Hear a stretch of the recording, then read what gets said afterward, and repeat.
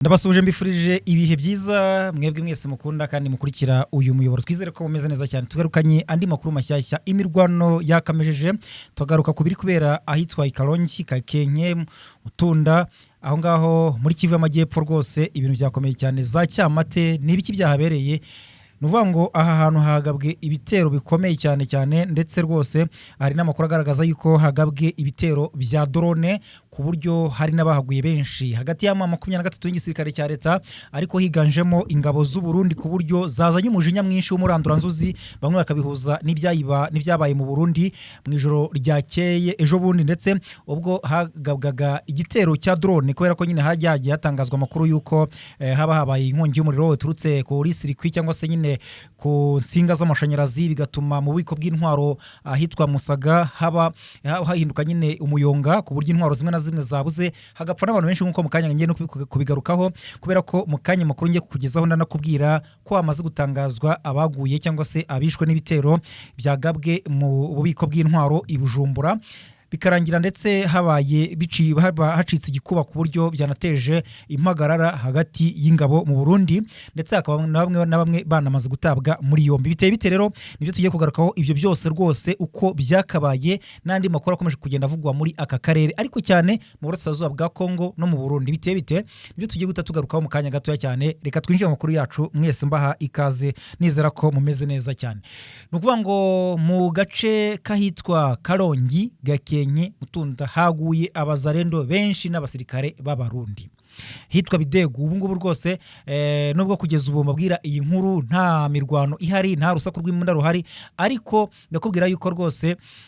ibintu byari byifashe nabi cyane cyane ku buryo amakuru agaragaza yuko abasirikare ngo benshi b'abarundi bagabye ibitero muri utwo duce baje kubigaba mu bice birimo 23 ndetse natwirwanaho bafatanya cyangwa se amadubu nukuvuga nyine ni intare n'amadubu undi M23 turamaze yuko nyine bitwa intare ndetse natwirwanaho bakitwa amadubu abo bagabye igitero gihuriweho cy'umuriro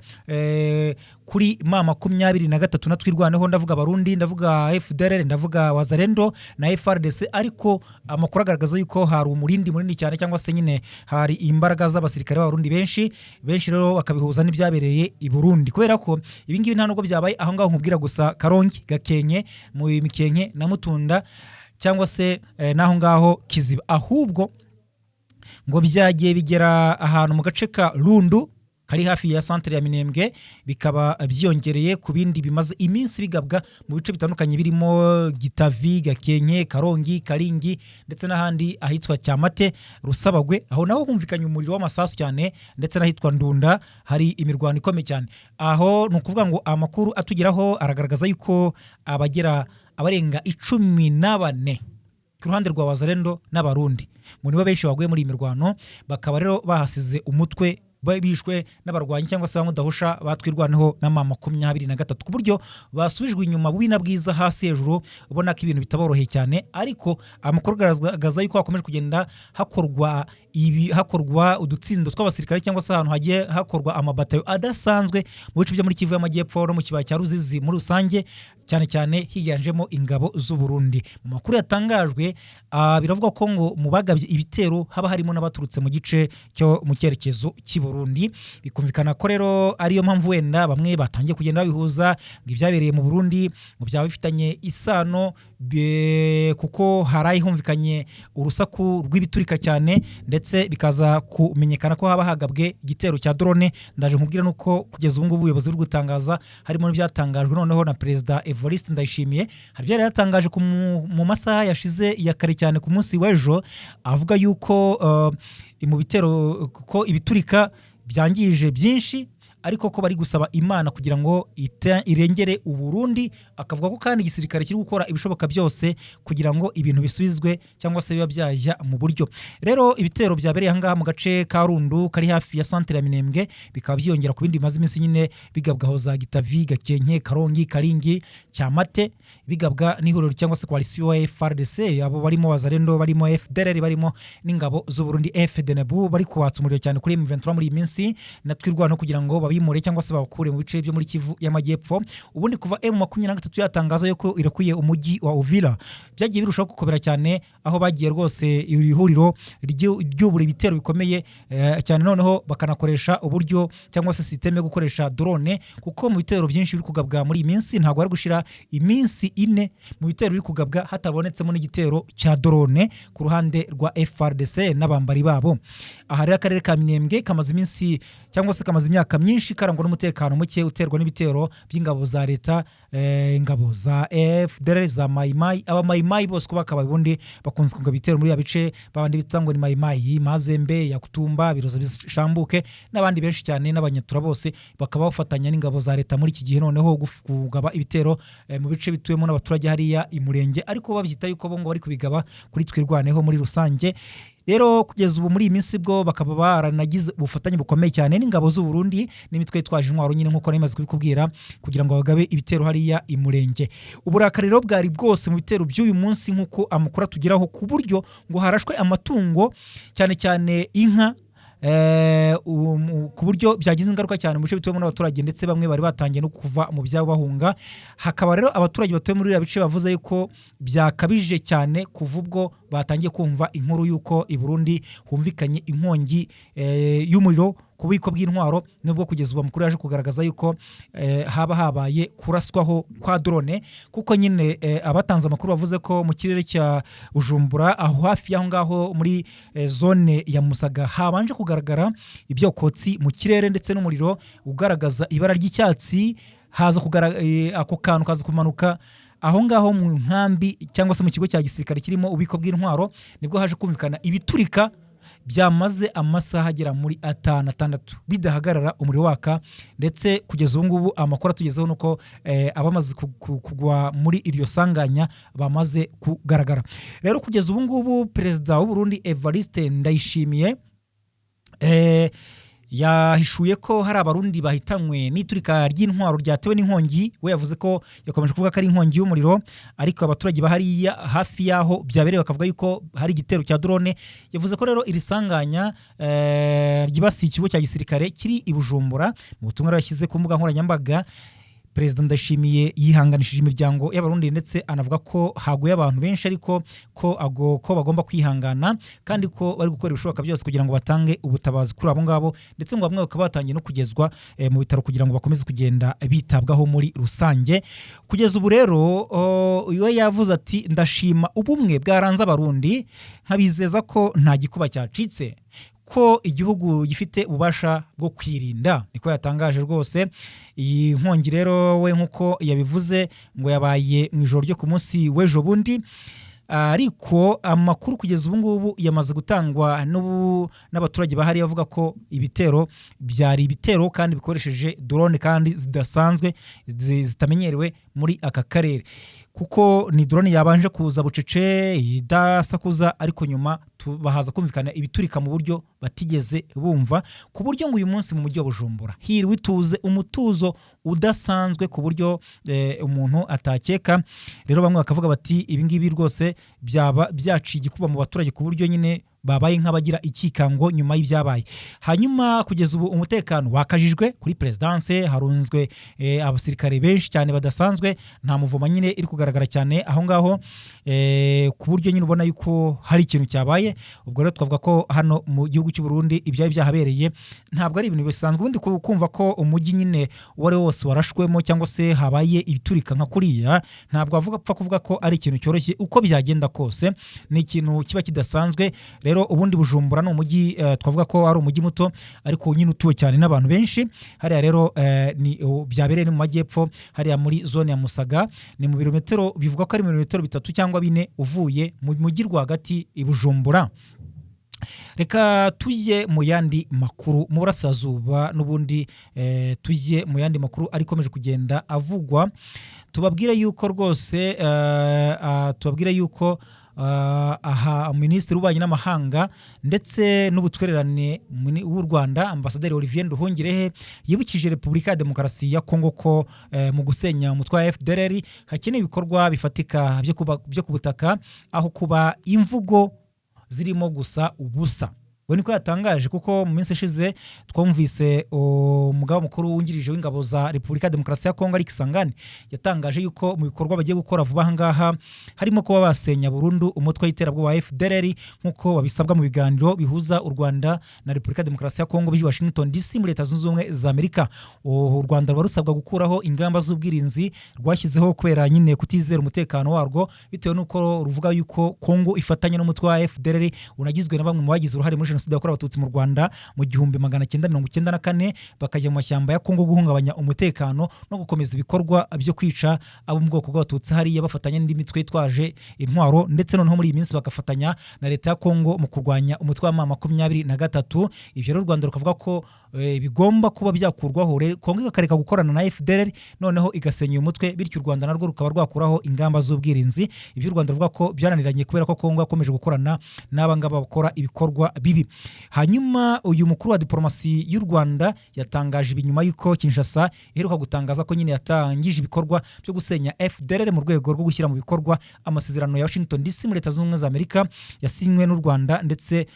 na Repubulika ya Demokarasi ya Kongo. Ko murabizi ko u Rwanda ndetse abakuru b'ibihugu byombi bagiye Washington barasinya, ariko ejo bundi nanone habaye ibiganiro byo kugira ngo barebere hamwe ese ibyasinywe bigezehe bishyirwa mu bikorwa. Ubu noneho hakorwa iki? Nibwo hongeye gushyirwaho imbaraga na Leta Zunze Ubumwe za Amerika kugira ngo ibyo biganiro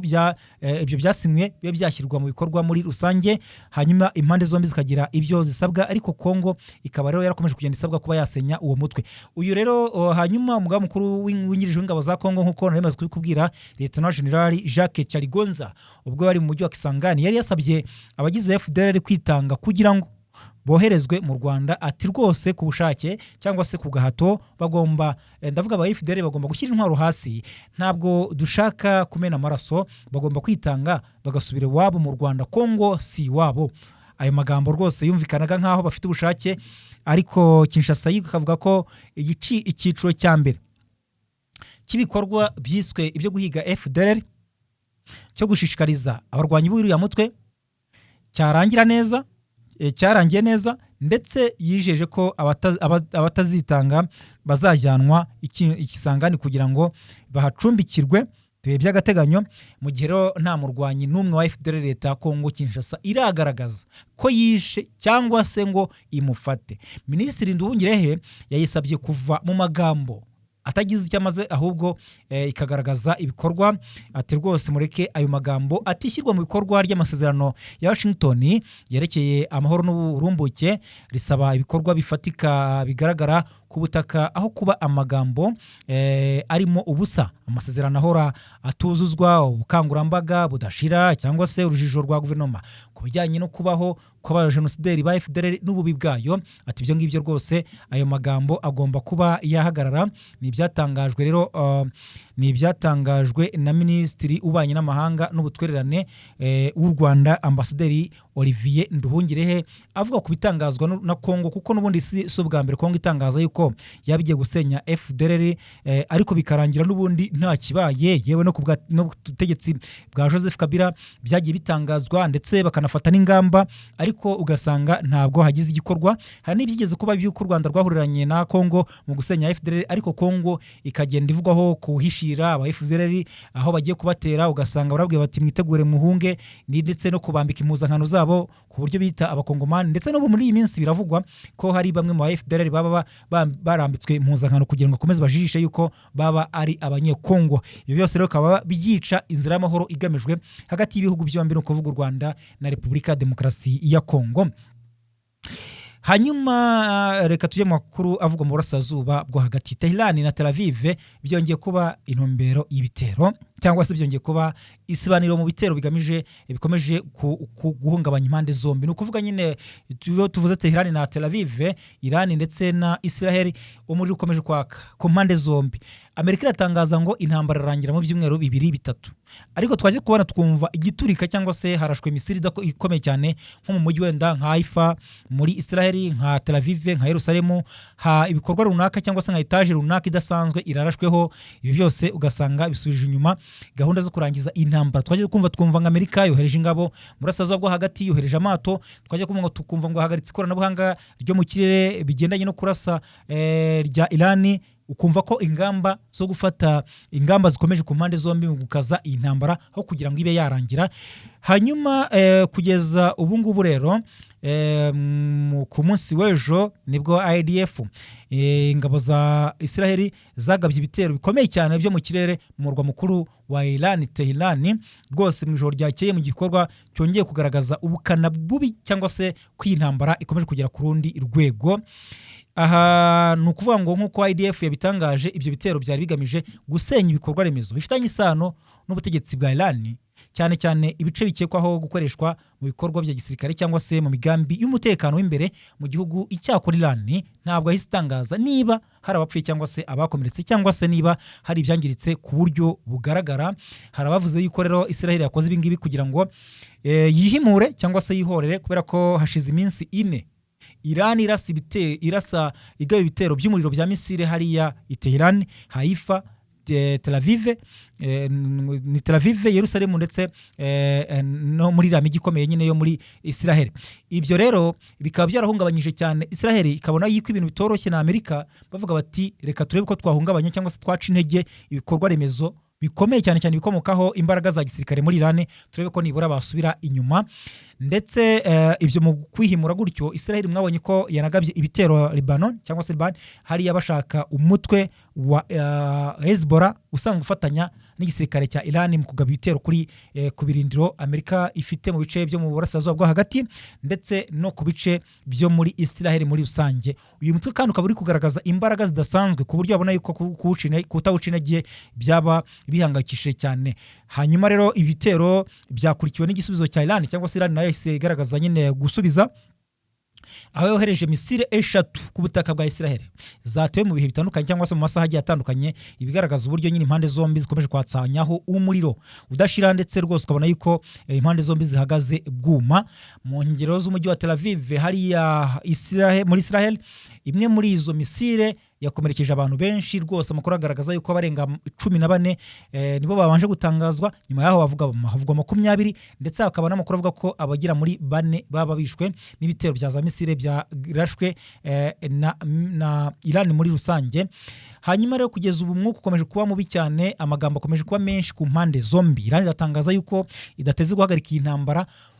binyuze mu kuba yasaba ngo imbabazi. Iti ntabwo dushaka kubabwira yuko tuzasaba imbabazi kugira ngo duhagarike iyi ntambara,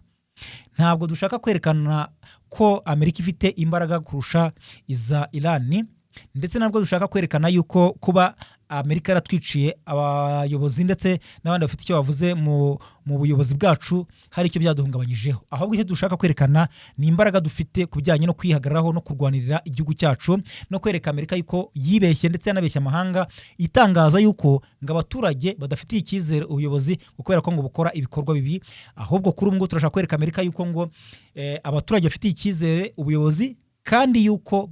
bahuje ubumwe nk'uko bisanzwe biri mu myemerere y'Abayisilamu. Niko nyine Iran yo iri kugenda itangaza. Ku rundi ruhande Amerika igatangaza yuko yo ikomeje gutangaza yuko ngo iyi ntambara igomba kurangira mu byumweru bigera muri 3 nk'uko byatangaje